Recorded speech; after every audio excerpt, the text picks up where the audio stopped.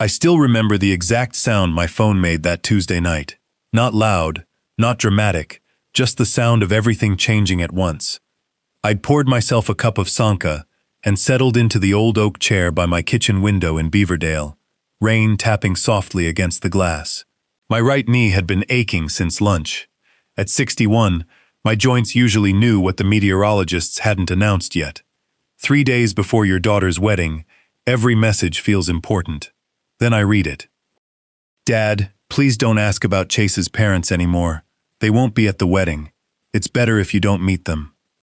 I read it 3 times, adjusted my glasses, thinking maybe I'd misunderstood a word. I hadn't. 9 years earlier, after Nora died, I promised myself Emily would never feel like she'd lost both parents.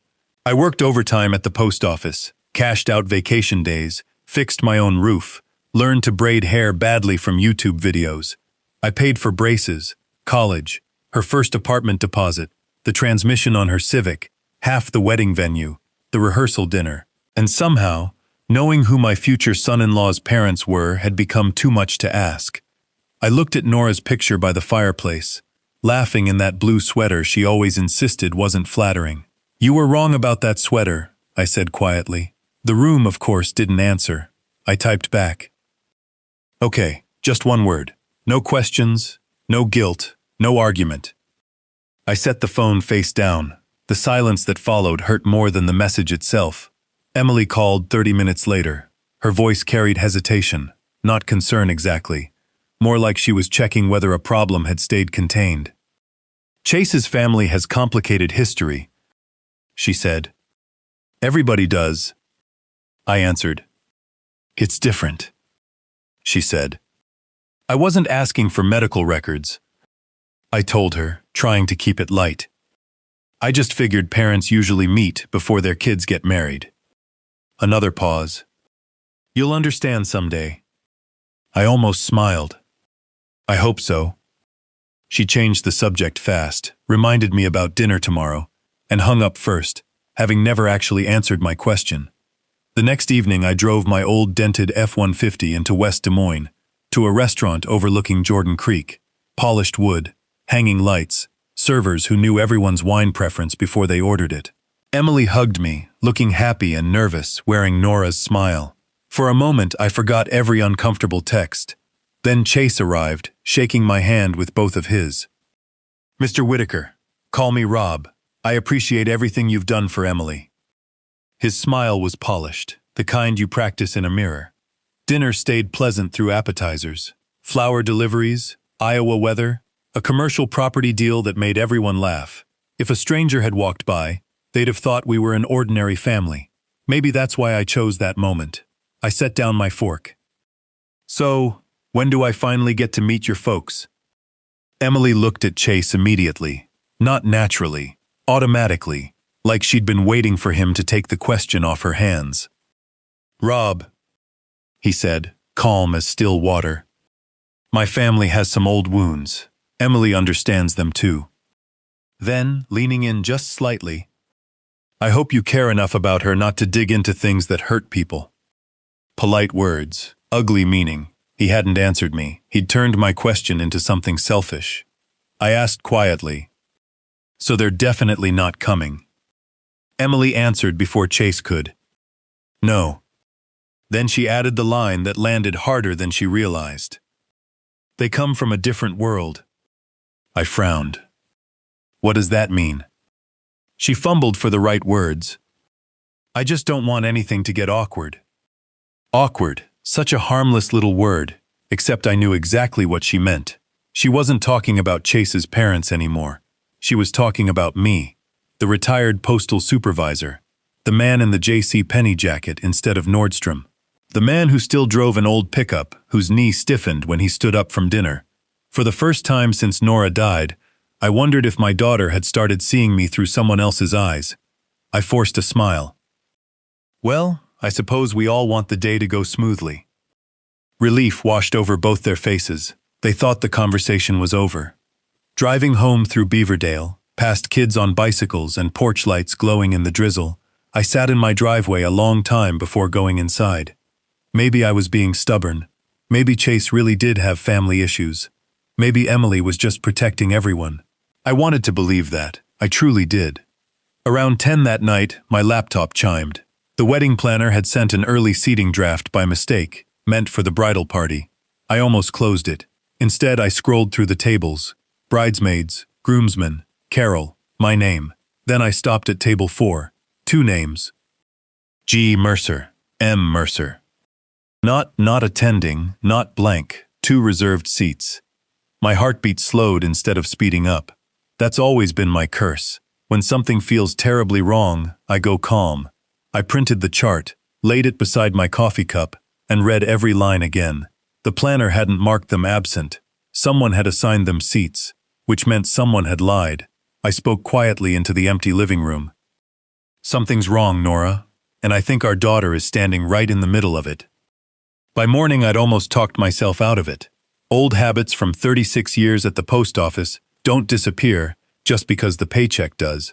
I still woke at 6, fed the robin on my back deck, scrambled 2 eggs. I wrote 1 line on a legal pad. Who are the Mercers? Then I crossed it out. I'm done, I told myself. 5 minutes later, I grabbed my keys anyway. The Polk County Assessor's Office wasn't where most people spend a Wednesday morning, but I knew one thing from my career. Most ordinary information isn't secret, you just have to know where to look. 80 Mercers came up in the database. None of them meant anything. 90 minutes in, my neck ached, and I laughed quietly at myself. What are you doing, Rob? I stopped for a turkey sandwich at a diner on Hickman Road, where the waitress knew my order without asking. You look like you've got something on your mind, she said. My daughter gets married Saturday, I told her. It should be wonderful. She didn't pry, just refilled my coffee and said, Sometimes weddings bring out strange things in families. Funny how strangers say exactly what you need to hear. I was halfway home, convinced the whole search had been foolish, when Carol called, Nora's younger sister, who never phones just to chat. I told her everything. The text, the dinner, the seating chart, the name Mercer. She went quiet. Then, Marcia Mercer? I said I didn't know. Rob, I think Prairie Willow's administrator was named Marcia Mercer before she got married. The world outside my windshield went very quiet. I turned around and drove back to the assessor's office, searching differently this time. Not Mercer, Mercer Holdings, Mercer LLC. One name surfaced. Mercer Family Holdings LLC, registered in Ankeny. Managing member, Glenn A. Mercer. Not Merritt. Mercer. The address sat 20 minutes from my own house. 20 minutes. Emily had told me Chase's parents wouldn't be at the wedding. She'd never mentioned they practically lived around the corner. Rain started falling again, the kind that hangs in the air like mist, as I drove north toward Ankeny.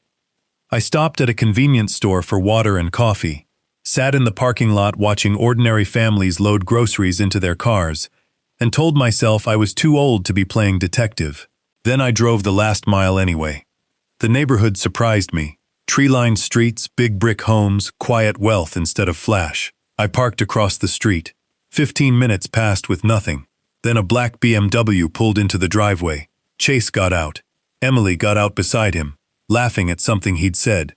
The front door opened, and a woman in her 60s hurried out to hug Emily. Not politely, not like a first meeting, but like family. A tall, gray-haired man followed, clapping Chase on the shoulder. They were completely comfortable together. Something sank inside me. Emily hadn't just repeated Chase's story. She'd looked me in the eye and lied herself. I followed the 2 vehicles to a small diner between a hardware store and a pharmacy, and took a booth near the window where I could watch their reflections in the glass. Fragments drifted across the clatter of dishes. After the wedding, he'll come around. The house is the cleanest asset. Then, Glenn's voice, low and practiced. Old cases don't come back unless someone pays to dig. My stomach tightened. I couldn't tell what case they meant, but it sounded rehearsed, like experience talking. Chase pulled a folder from his briefcase and slid papers across the table. Emily skimmed them for only a few seconds before signing. No hesitation. No questions. I caught fragments upside down. Family transfer? Marital planning? And at the bottom of one page, Mercer Holdings. Then Marcia leaned in, her voice dropping to almost a whisper, but carrying just enough. Prairie Willow taught us one thing. She smiled. People forget when they're tired enough. The fork slipped out of my hand and hit the plate. Prairie Willow. I hadn't spoken those two words aloud in years. That was where Nora went after her hip surgery. That was where she died 7 days later. For one impossible second, I could hear the phone call again. 2:14 in the morning, 9 years ago. Mr. Whitaker, I'm sorry. There were complications. I paid my bill without finishing the pie and drove home in silence. The house smelled the way it always did. Old books, coffee, cedar. I walked straight to the linen closet and pulled down the box I'd promised myself I'd never open again. Nora's file box, hospital records, insurance papers, attorney letters, the settlement agreement. I carried it to the kitchen table and lifted the lid, dust floating in the light, my hands shaking. Not from age, from memory. Medical bills, medication logs, legal correspondence.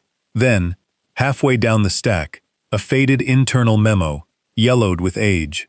My breathing stopped. At the bottom, in neat blue ink, Marcia Merritt, Administrative Director. I barely slept that night. At 6:30 I made coffee, toasted 2 slices of bread, and sat back down across from the box, Nora's handwriting still on the lid.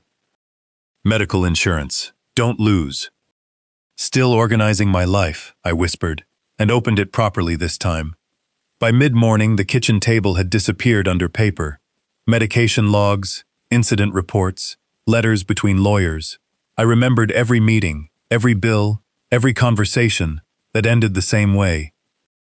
Mr. Whitaker, continuing this case could cost tens of thousands of dollars. Back then, I was still paying Emily's tuition, the mortgage, medical bills insurance hadn't covered. I signed, not because I believed Prairie Willow had done nothing wrong, because grief had made me tired enough to surrender. Now Marcia's words echoed in my head. People forget when they're tired enough. Maybe that hadn't been a careless remark. Maybe it was a philosophy she'd built a career on. I called Carol. Tell me you found something, she said before I'd even spoken. I found Marcia's signature. I knew it, she said. I remembered because she scared people. The nurses, the families, even the lawyers acted different whenever her name came up. She reminded me how records had taken months to produce back then, how employees suddenly couldn't recall conversations, how the settlement offer arrived right when the bills became unbearable. They didn't convince us they were innocent, Carol said quietly. They convinced us we couldn't afford to prove they weren't. Then, before hanging up, she added one more thing. You should talk to Patricia Wells, one of the nurses. If she's still alive, she'll remember every crooked administrator she ever worked under. I sat at that kitchen table a long time after the call ended, the memo in one hand, Nora's photograph watching me from the mantel, the wedding invitation still stuck to my refrigerator under a cardinal-shaped magnet. 3 days left. 3 days before my daughter married into the family that had quietly buried the truth about how her mother died, and before I decided exactly how much of that truth I was willing to let stay buried, and how much I was finally ready to bring home.